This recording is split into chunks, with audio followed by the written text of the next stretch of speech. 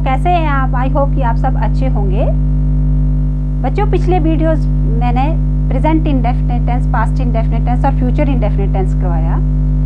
आज जो मैं आपको करवाऊंगी प्रेजेंट कंटिन्यूस टेंस करवाऊंगी। तो मेरे वीडियोस देखने के लिए जो आपको मेरे चैनल को सब्सक्राइब भी करना पड़ेगा और डिस्क्रिप्शन बॉक्स के प्लेलिस्ट में आपको लिंक मिल जाएगा। मेरे हर वीडियो जो मैं करवा रही हूँ एक वीडियो दूसरे के साथ लिंक है। अब आप जो है प्रेजेंट इंडेफिनिट टेंस को समझे बिना जो प्रेजेंट कंटिन्यूस टेंस है उसको नहीं समझ पाएंगे। तो प्रेजेंट कंटिन्यूस को समझने के लिए आपको पिछली वीडियोस देखने की पड़ेंगी। तो welcome to Dhamaal study government exam. चलिए फिर शुरू करते हैं। और जैसे मैं हर वीडियो में देती हूँ लाइव टिप देती हूँ वीडियो के एंड में, आज भी मैं आपको लाइव टिप दूंगी। तो आओ फिर शुरू करते हैं। Welcome to Dhamaal study government exam. और आज जो मैं करूंगी the present continuous tense. The present continuous tense. अब मैंने कंटिन्यूस टेंस शुरू कर दिया तो उसका आ गया प्रेजेंट तो आ गया, इसका कंटिन्यूस टेंस का प्रेजेंट आ गया। तो प्रेजेंट टेंस में अब इससे शुरू हो रहा है कि प्रेजेंट है। प्रेजेंट का मैंने आपको बताया था पहले, प्रेजेंट, पास्ट और फ्यूचर। कोई भी जो वाक्य है वो तीन इसमें बनता है, या कोई भी काल जो है तीन में आता है। The present continue tense. अब ये जो चीज आ रही है, कंटिन्यूस आ रही है, प्रेजेंट आ रही है, प्रेजेंट भी है, वो अभी हो भी रही है, और कंटिन्यूस मतलब चल रही है। तो इसकी पहचान क्या है? अगर हमने पहचान करनी है कि ये वाक्य जो है प्रेजेंट कंटिन्यूस टेंस है, तो कैसे करेंगे हम? रहा है। अब जिस वाक्य के अंत में जिस वाक्य के अंत में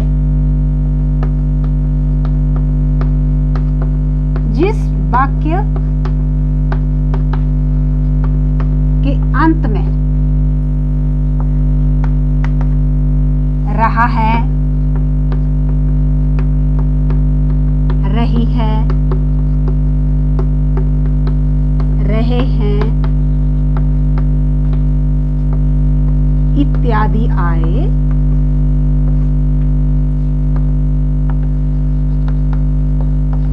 वे वाक्य जो है प्रेजेंट कंटिन्यूस टेंस। मैं शॉर्ट में लिख देती हूँ प्रेजेंट कंटिन्यूस टेंस का।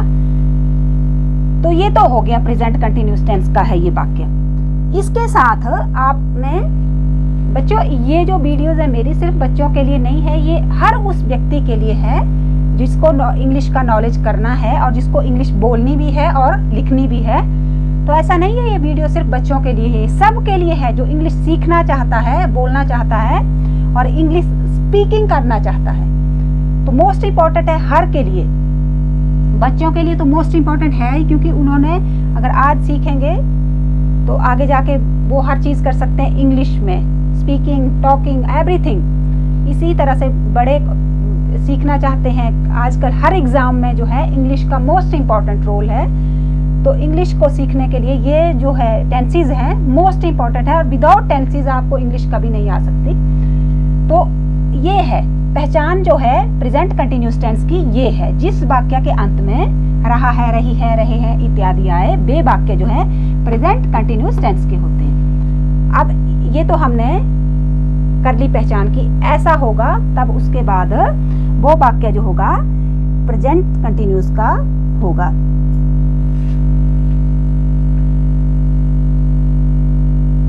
मैं समाचार पत्र पढ़ रहा हूं। अब ये आ गया, मैं समाचार पत्र पढ़ रहा हूं। इसका मतलब रहा हूं, हिंदी का वाक्य आ रहा है लास्ट में रहा हूं, तो ये प्रेजेंट कंटिन्यूस टेंस का वाक्य है। अब ये तो हो गया इसके साथ तो हो गया ये। अब इसकी पहचान और रूल आपको सीखने पड़ेंगे कि इसकी पहचान तो हो गई हमें कि ये वाक्य हिंदी का अगर ऐसे वाक्य में आएगा तो इसका मतलब ये प्रेजेंट कंटिन्यूअस टेंस का है। अब इसके रूल्स कैसे होंगे? अब इसमें रूल्स, इसमें हेल्पिंग वर्ब्स यूज होती है, जैसे पिछले जो प्रेजेंट इंडेफिनिट उनके भी हेल्पिंग वर्ब्स यूज हुई। इसमें कौन सी हेल्पिंग वर्ब्स होती हैं यूज?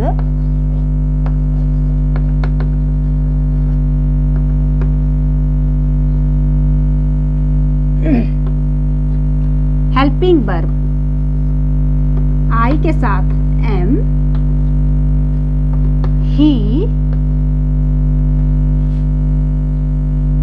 हेल्पिंग वर्ब आई के साथ एम,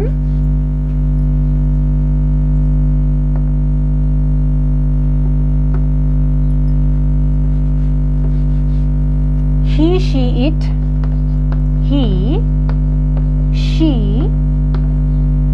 it और singular number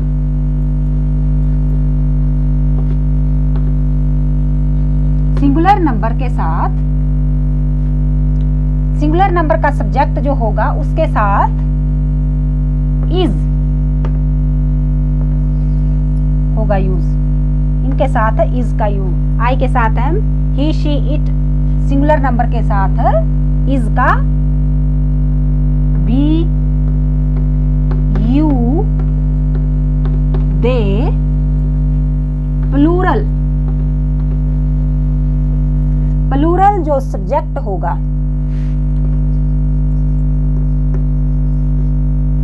plural subject, singular subject है। हर चीज मैंने आपको पिछले वीडियोस में क्लियर कर दी है। इस वीडियो में मैं सीधा बताती जाऊंगी कि प्लूरल सब्जेक्ट क्या है, सिंगुलर सब्जेक्ट के किसके साथ लगेगा। पिछले वीडियोस में अब आपको हर चीज कर दी है, सिंगुलर भी क्लियर कर दिया, प्लूरल भी कर दिया है, सब्जेक्ट्स भी क्लियर कर दिए हैं, वर्ब भी क्लियर, एवरीथिंग क्लियर किए है मैंने, हिंदी में भी क्लियर किया है। इस वीडियो में मैं आपको सीधा बताती जाऊंगी कि प्लूरल और सिंगुलर सीधा। We, you, they plural subject के साथ आर का प्रयोग, ये है हेल्पिंग वर्ब। हेल्पिंग वर्ब जो है इनके साथ कौन सी होगी? आर, इनके साथ we, you, they plural subject के साथ आर, ही, शी, इट और सिंगुलर नंबर के साथ इज, हेल्पिंग वर्ब आई के साथ एम। तो ये जो हो गया, ये ध्यान रखना आपने कि ये चीज हुई। अब इसके बाद रहा है, रहा है तो ये यूज होगा, तो रहा है इसमें हमेशा जो है फर्स्ट फॉर्म ऑफ वर्ब लगेगी और उसके साथ आईएनजी लगेगा। First form of verb and ING सबके साथ ING. First form of verb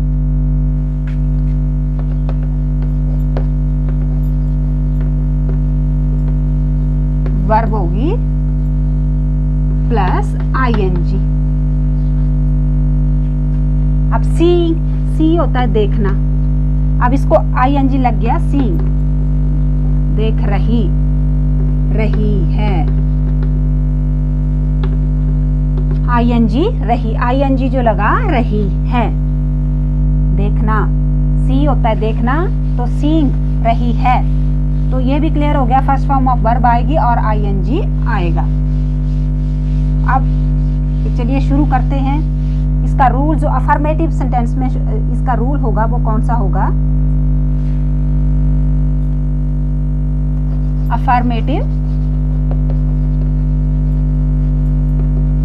affirmative में subject plus is, am plus are plus verb first plus ING plus other words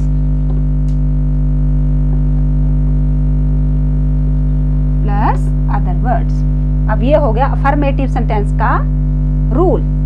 अब यहाँ मैंने सब्जेक्ट के लिए आपको एस लिख दिया तो इसमें आपको ना कंफ्यूज नहीं होगा ना, मैं सब्जेक्ट ही लिख देती हूँ यहाँ, क्योंकि आप कंफ्यूज होंगे एस किसके लिए लिखा। तो subject plus is am are plus verb की first form plus ING plus other words. अब इसका हम वाक्य बनाएंगे।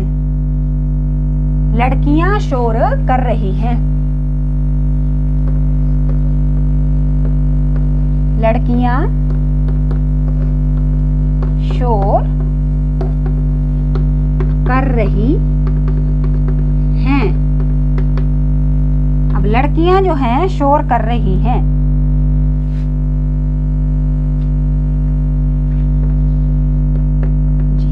Girls are making noise.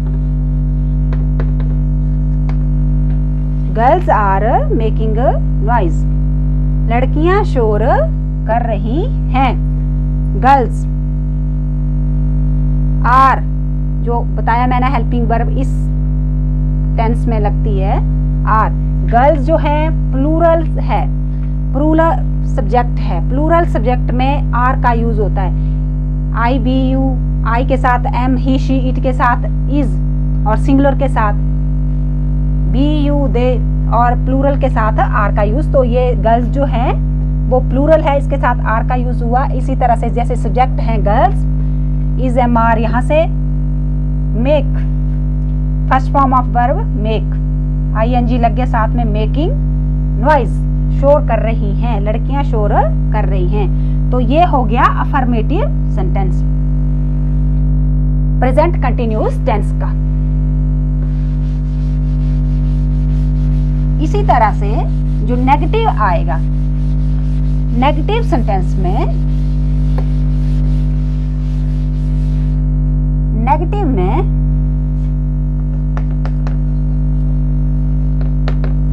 अब नेगेटिव का रूल आएगा।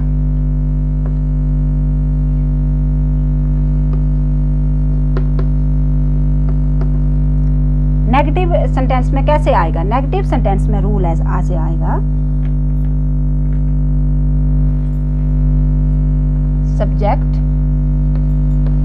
Subject plus is am are plus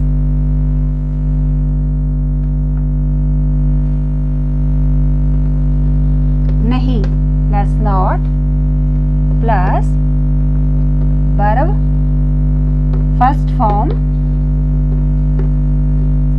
plus other words. अब कैसे होगा ये सब्जेक्ट नेगेटिव में कैसे होगा? इज एम आर आएगा, सब्जेक्ट लड़कियां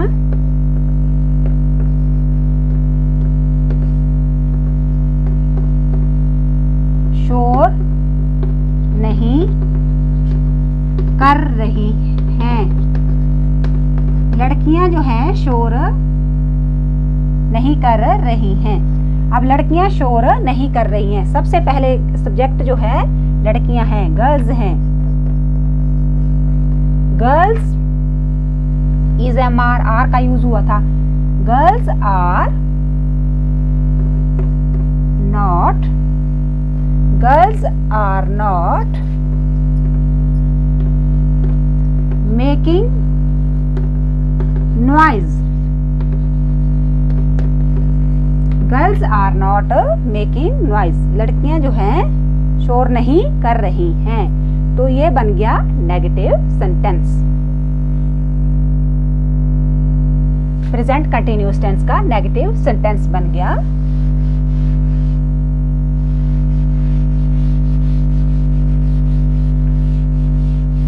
अब इसी तरह से इंटेरोगेटिव का बनेगा।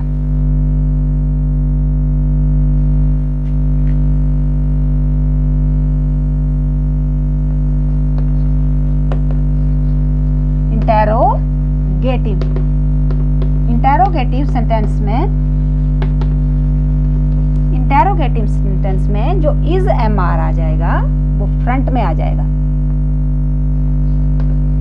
Is am are subject is MR subject plus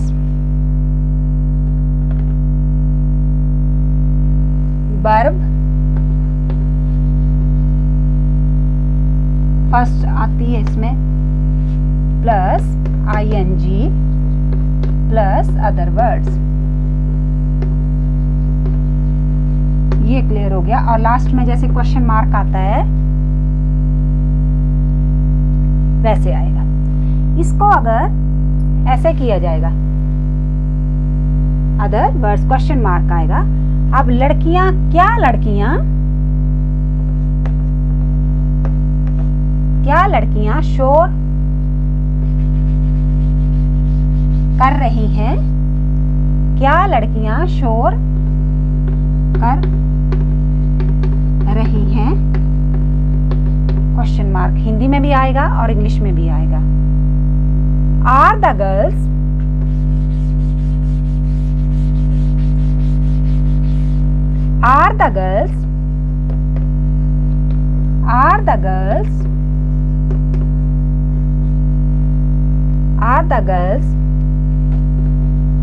making noise, question mark। Are the girls क्या लड़कियां शोर कर रही हैं, Are the girls making noise। इसी तरह से अब नेगेटिव इंटेरोगेटिव सेंटेंस बनेगा। नेगेटिव इंटेरोगेटिव सेंटेंस में अगला जो बनेगा नेगेटिव इंटेरोगेटिव सेंटेंस बनेगा। नेगेटिव में नहीं भी आएगा और फ्रंट में जो है क्या भी आएगा और लास्ट में क्वेश्चन मार्क भी आएगा। तो ये डिफरेंस हो गया इनका। अब negative interrogative, negative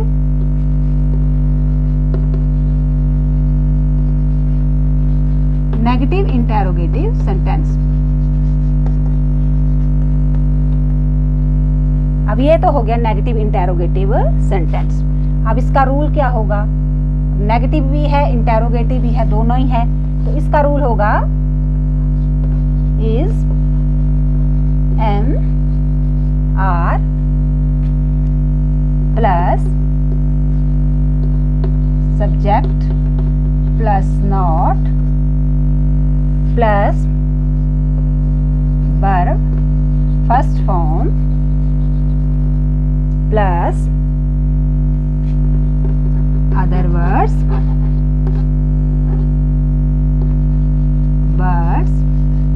question mark and में। इसी तरह से क्या लड़कियां शोर नहीं कर रही हैं, क्या लड़कियां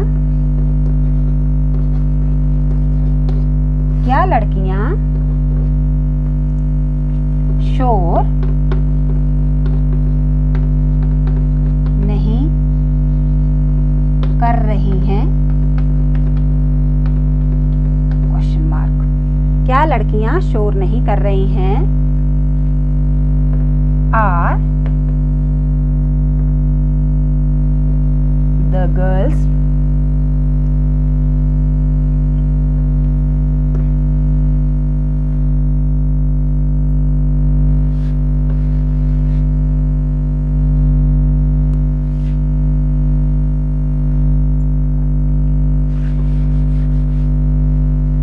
are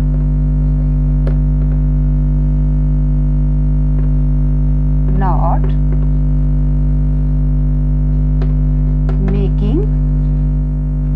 नॉइज। क्या लड़कियां शोर नहीं कर रही हैं, are the girls not making noise. Last में आएगा क्वेश्चन मार्क।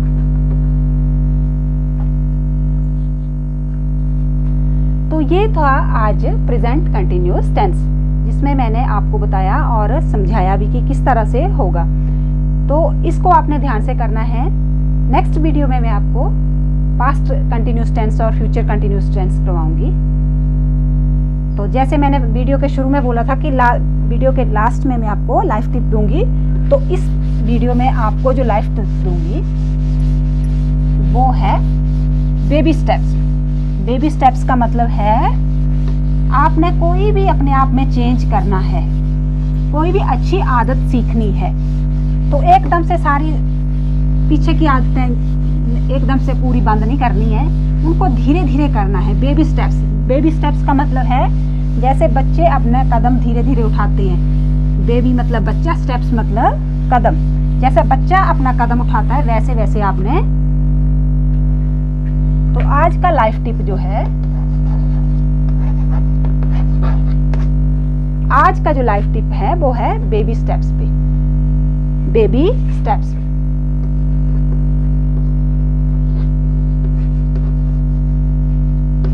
अब ये बेबी स्टेप्स क्या है? बेबी होता है बच्चा और स्टेप्स होता है वो कदम जो आता है, बच्चा और कदम।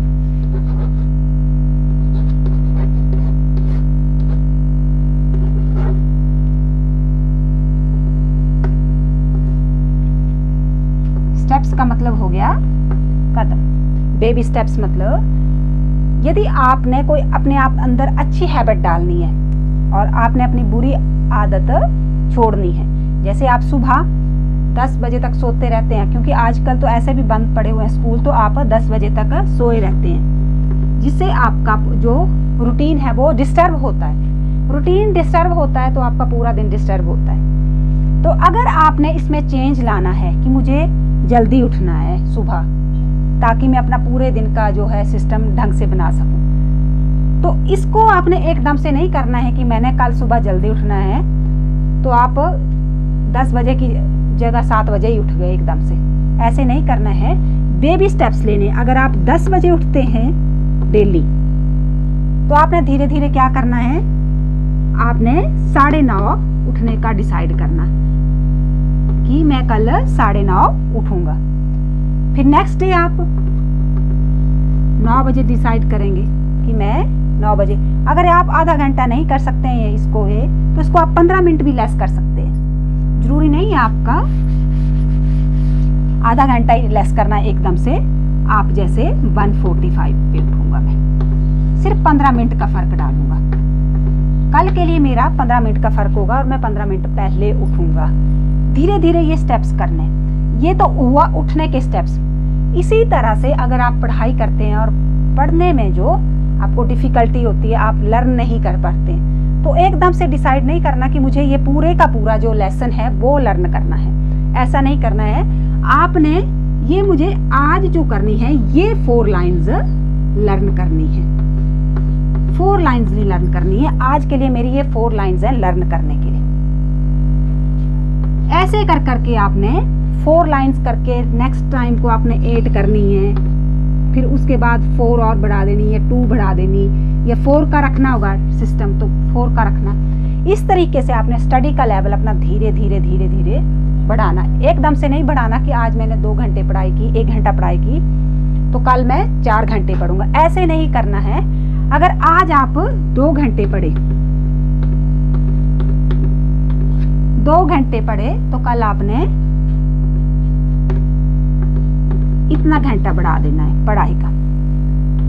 धीरे धीरे करके आपने अपने पढ़ने के घंटे बढ़ाने हैं। एकदम से नहीं बढ़ाना है। बेबी स्टेप्स लेने हैं, छोटे छोटे कदम लेने हैं, जिससे आपको इंटरेस्ट पैदा हो।